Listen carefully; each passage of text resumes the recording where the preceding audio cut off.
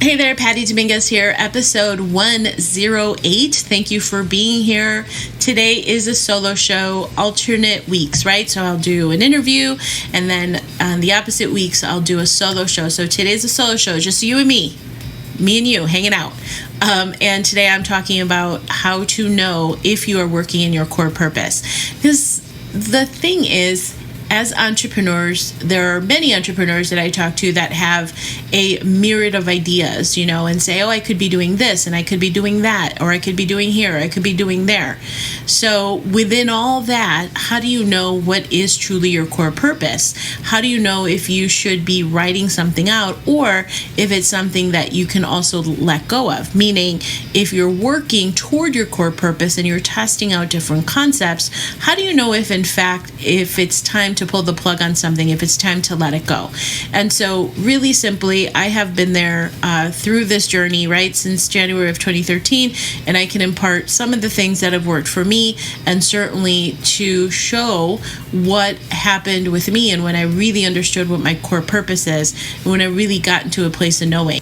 And before we get into the show, don't forget that if you are interested in being a part of a community of support, accountability, so that you can discover how to position your brand to profit, your business to profit, and then really understand the systems that you need in your business to succeed, I invite you to check out prolificcafe.com for your trial. So head on over to prolificcafe.com and test it out for yourself and see and give it a go, because it's pretty awesome.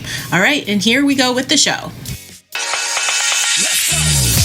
Hey there, I'm Patty Dominguez. You're about to discover what it means to position your brand and your business to stand out. This show explores the stories of small business owners just like you who are bringing their message out to the world and impacting their tribe. So if you want to take your business to a category of one status, then hang with me, because this podcast shares everything you need to know about how to be more prolific with your brand so that you can have more profits. All right.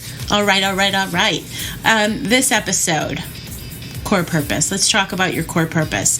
It is really the reason for being, as they say in the corporate days, when they would be like, okay, so what is the reason for being? The reason why people want your brand over another.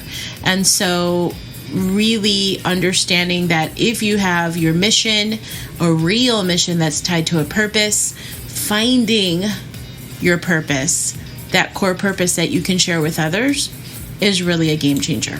Okay. And it's kind of like, I remember in The Matrix, the movie with Neo, the original with Keanu Reeves. I don't think there was ever a remake, so I don't know why I said that. But in the scene in The Matrix with Neo, where he goes and he meets the Oracle, and the Oracle says, being the one is like being in love. No one can tell you you're in love. You just know it. Balls to bones. I suppose I didn't have to include that last part of it, but I felt compelled to give you the full rundown. So how do you know if you are working in your purpose? Because I, for example, love what I do so much that I could do it all the time, and I know that once upon a time, that was definitely not the case. And as you may know, with entrepreneurship, it's so easy to get completely sidetracked with all kinds of ideas, because we are idea generators. We come up with all these ideas and be like, oh, I could do this and I could do that and I could do here and there. And so we get really sidetracked. And I really think that those types of moves really compromise the potential for you to lean into your core purpose. So the question that I then get is like, well, how do I know if I don't try? And that's true. And so the deal is that, yes, it's good to be curious. It's good to question and explore. And I can honestly say that when I've tested things out because somebody else externally has given me an idea, and I've been like too much of a yes person and said, yeah, I'll do that, when it really wasn't my idea in the first place. So I think that is a watch out, that I have not gotten into a good place, into a good situation where I have said yes to something that really wasn't my idea, that I didn't necessarily have a notion of. And I can tell you, in a couple of occasions, I went all in on these concepts, or on these opportunities, if you will, and it didn't turn out so great. And I think it's because I was convinced.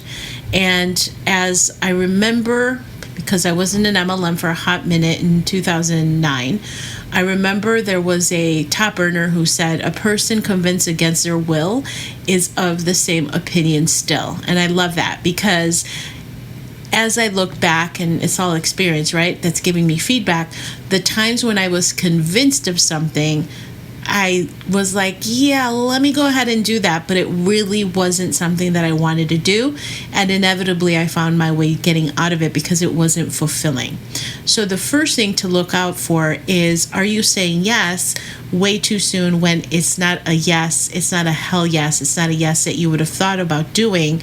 And you're kind of going against your intuition and not questioning, like, is this the right move? And you're not. Okay, so there's that.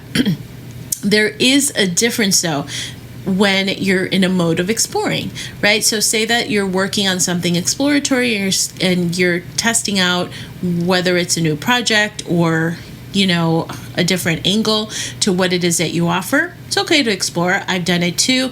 And in certain circumstances, I'm like, yeah, that one didn't go well. I didn't like it. I'm not going to do it again. So there's a difference there, because you're still operating in this realm, right? You're still operating in a way of the people that you want to serve with intention, with that intentionality. So you don't want to make these types of choices where you're exploring and having it be full of constraint. It's instead approach things with wonder and ease. So there are things that I put together for my community in Prolific Cafe, and I'm testing it out and I'm saying, like, is this something that is going to be helpful? And I don't attach to it. I don't give it extensive meaning if it doesn't work out, or like if I quote unquote fail at it. I don't give it any of that meaning. Instead, I just explore, because I know that who I want to serve is very clear. So the question to you is, do you have a good handle as to who you want to serve and how you can serve them? What is it that you are passionate about in the way that you can support and assist them in a transformation? And I think that being someone who has been in different types of situations, when I went against my will, when I went against my intuition, it did not work out. And I wish somebody would have said, listen, don't say yes if it's not a hell yes. The other thing is, don't attach to somebody else's idea or hitch your wagon and say, okay, well, let me just ride this out. There's a difference, right? As opposed to you leaning into an idea and exploring without attachment to see where it leads you.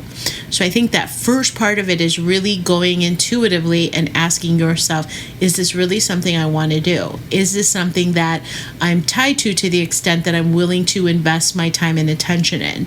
And again, obviously, without any attachment. And the thing is that once you find out the thing that you want to do, going back to the matrix, is like, you'll know in your bones when it's the right thing. And that's what I got to is, like, I went introspectively. I mean, once upon a time, I had part of my business which was focused on kind of like a model where it was like an agency model. Okay, it's like an agency model where I would do proposals and then fulfill on the proposals, and it just was not the right fit for me. It's just not the way I operate. And then I inevitably said, okay, well, I'm not going to be doing that anymore. And then the other side of it is that somebody had presented me with an idea of a concept of how I could do, a done for you model in a membership.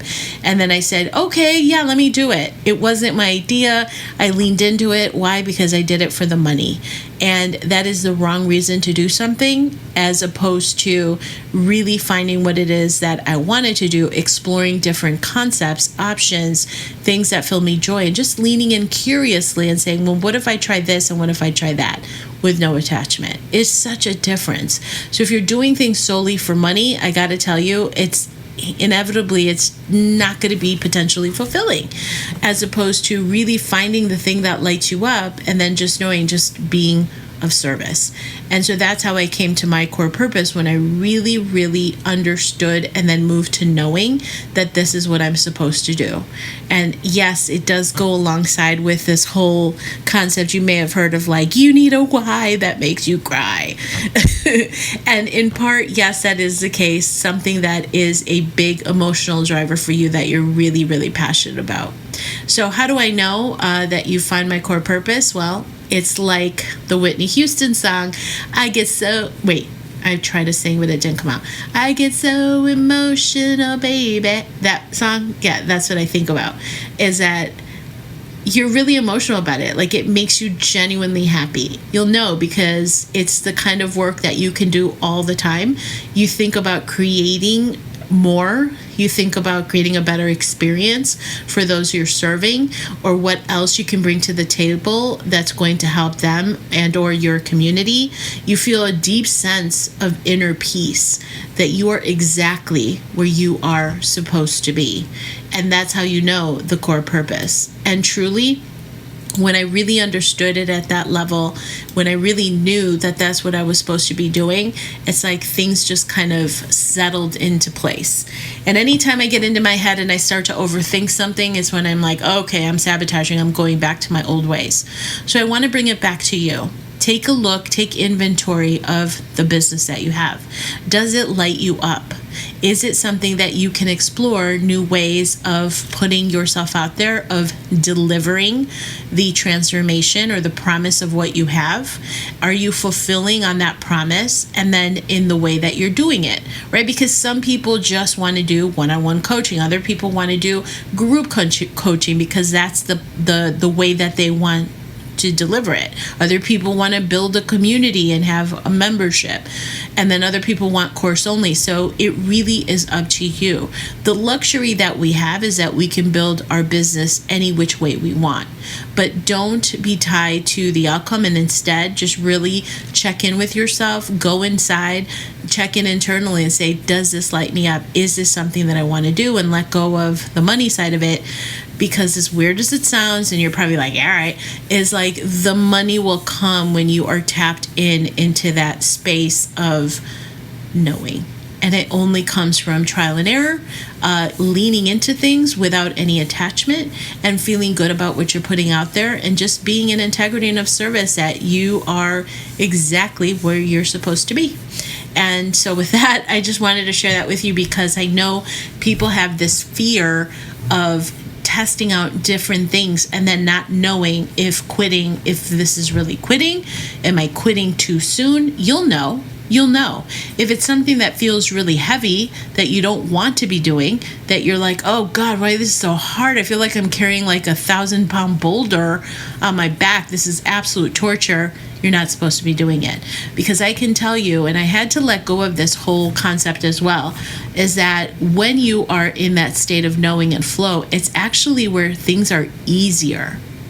It's really weird. It's like you make more money and things are easier because you're right where you're supposed to be, and you bring this element of emotional groundedness and peace to the table that just changes everything. It changes the energy behind the way that you're running your business. So if it's light and right, then it's a go. If your intuition is telling you yes, it's a go.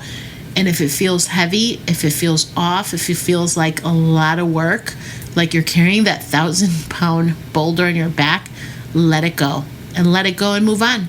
And then just be curious and explore. All right, I've been there. I've been through the burnout, the adrenal fatigue, and I can tell you it is so not worth it. So I hope this connected with you on how to find your core purpose and get to that place of knowing, because it is super fulfilling. And with that, thank you so much for checking out this episode. And if there's anything that I could do to serve you, check out prolificcafe.com, where I host a beautiful community of mavens, as well as the Prolific Inner Circle for more advanced marketing strategies. And if you want to dive into all the goodies, check out positioningtoprofit.com. And I hope this finds you thriving in your own business. And I will catch you on the next episode. Thank you so much for checking out the Positioning to Profit podcast. If you haven't already done so, please make sure to hit that subscribe button so you don't miss any new episodes.